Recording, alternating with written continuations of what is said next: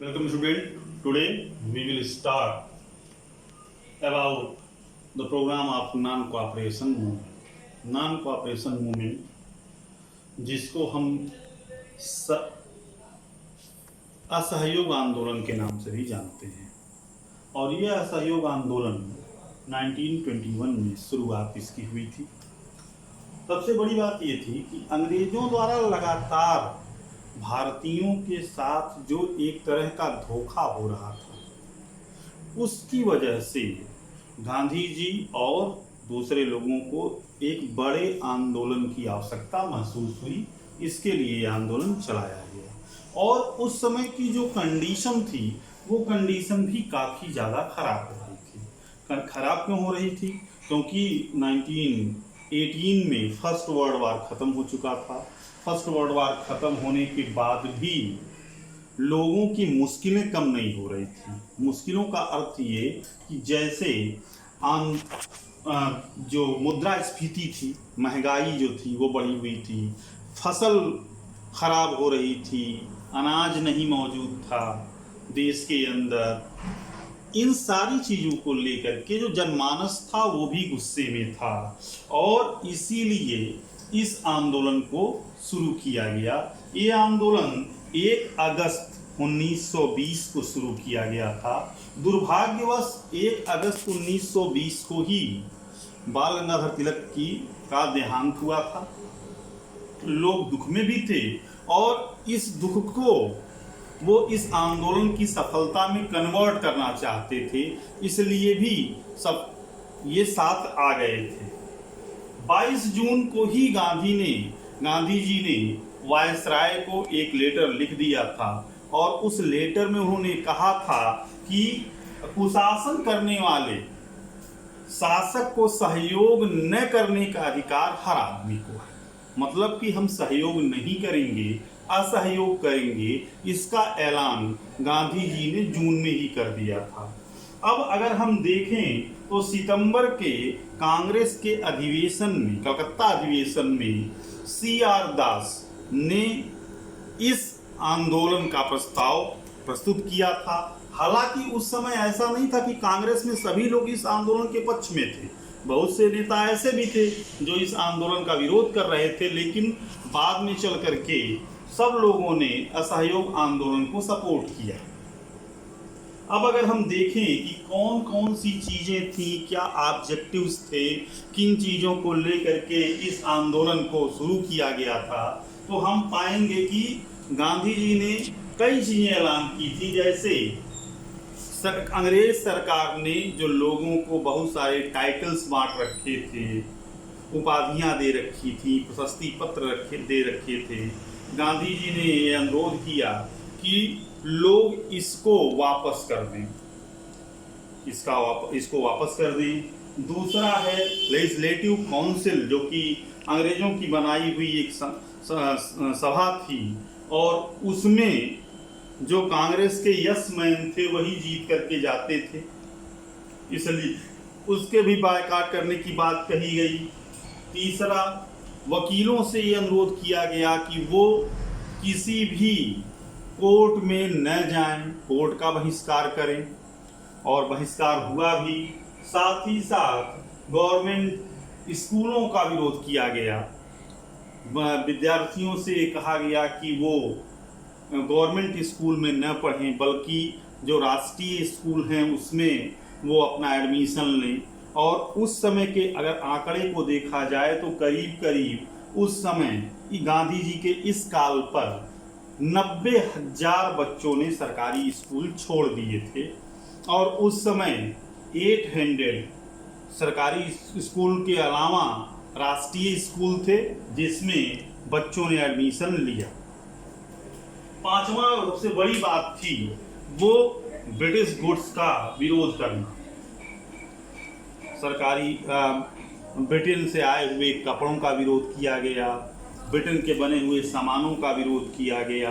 इन सारी चीज़ों का विरोध हुआ मात्र यह दिखाने के लिए कि हम अब अंग्रेजों का सहयोग नहीं करेंगे, क्योंकि गांधी ये कहते थे कि अंग्रेज इतना शक्तिशाली नहीं है कि वो भारत पे राज करे। हमने भारत को अंग्रेजों के हवाले कर रखा है, इसलिए भारत पर अंग्रेज राज कर रहा है। अगर हम असहयोग करना शुरू कर देंगे तो 1 साल के भीतर ही अंग्रेज भारत छोड़ करके चला जाएगा। गांधी ने स्वराज के कॉन्सेप्ट दिया। अब यहाँ पर हमको ये देखना होगा कि जो गांधी असहयोग की बात करते थे, स्वराज की बात करते थे, वो स्वराज का मतलब अपना राज। अब गांधी जी जो स्वराज की बात करते थे, वह स्वराज सभी लोगों के लिए उसके मायने अलग अलग थे। जैसे अगर हम पहले देखें कि असहयोग आंदोलन में शहरों में शहर की तरफ क्या हुआ, शहर में किस तरह से आंदोलन बढ़ा, तो ये शहर में ये आंदोलन बहुत तेजी से बढ़ा और कई लाख लोगों ने सरकारी नियमों का विरोध करना शुरू कर दिया। स्टूडेंट्स ने स्कूल जाना बंद कर दिया, लॉयर ने कोर्ट जाना बंद कर दिया, सरकारी कर्मचारियों ने इस्तीफे दे दिए अपनी नौकरी से। इसका एक असर ये हुआ। दूसरा अगर देखें तो पूरे भारत में केवल मद्रास एक ऐसा स्टेट था, एक ऐसा इलाका था जहां पर असहयोग आंदोलन को सफलता नहीं मिल पाई। क्यों? क्योंकि जो जस्टिस पार्टी थी वहाँ की, वो जस्टिस पार्टी ये मान के चलती थी कि हमें अंग्रेजों का सपोर्ट करना है। उसे लगता था कि अगर हम अंग्रेजों का सपोर्ट करेंगे तो जिस तरह से ब्राह्मण वर्ग को अंग्रेजों का बहुत ही सहयोग मिला है, या जो ब्राह्मण वर्ग है उसको अंग्रेजों ने जो इज्जत दी है, वही इज्जत हमको मिलना शुरू हो जाएगी, हम अंग्रेजों के खास हो जाएंगे। इसलिए उन्होंने सहयोग आंदोलन में सहयोग नहीं किया। साथ ही साथ सबसे बड़ी बात जो नॉन कोऑपरेशन मूवमेंट की रही, वो ये रहा कि स्वदेशी आंदोलन को काफी बल मिला। स्वदेशी आंदोलन को बल इसलिए मिला क्योंकि गांधी ने ये पहले ही कह दिया था, गांधी जी ने, कि हमें विदेशी वस्तुओं का विरोध करना है। और विदेशी वस्तुएं जब लोगों ने खरीदना बंद कर दिया तो उसकी जगह पर लोगों ने स्वदेशी वस्तुओं को खरीदना शुरू कर दिया। एक फायदा ये मिला। साथ ही साथ जो विदेशी कपड़ों के आने की वजह से भारतीय कपड़ा बनाने वाले लोग, जो पूरी तरह से उनका व्यापार खत्म हो चुका था, जब लोगों ने विदेशी कपड़ों का बहिष्कार करना शुरू किया तो उसकी जगह पर उन्होंने स्वदेशी कपड़ों को इस्तेमाल करना शुरू किया। और जो अब तक जो ये कारखाना था या जो ये लोग थे जो देसी कपड़े बनाते थे, वो विदेशी कपड़ों के आने की वजह से उनका व्यापार नष्ट हो गया था। अब उनका व्यापार बढ़ने लगा। जैसे कि अगर 1921 में देखें तो करीब 1 अरब 20 लाख के करीब 1 अरब 2 करोड़ रुपए का आयात होता था विदेशी कपड़ों का। लेकिन 1 साल के अंदर ही 1921-22 में यह केवल 57 करोड़ ही रह गया।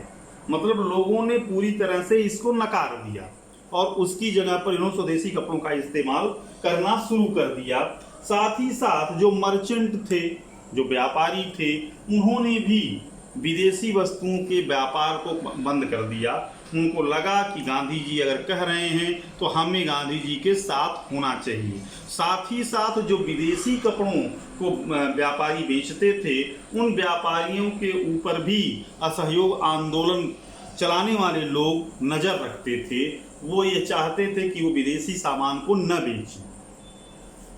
अब यहाँ पर ये तो आंदोलन शुरू में बहुत तेजी से चला, लेकिन बाद में इस आंदोलन धीरे धीरे स्लो डाउन होने लगा।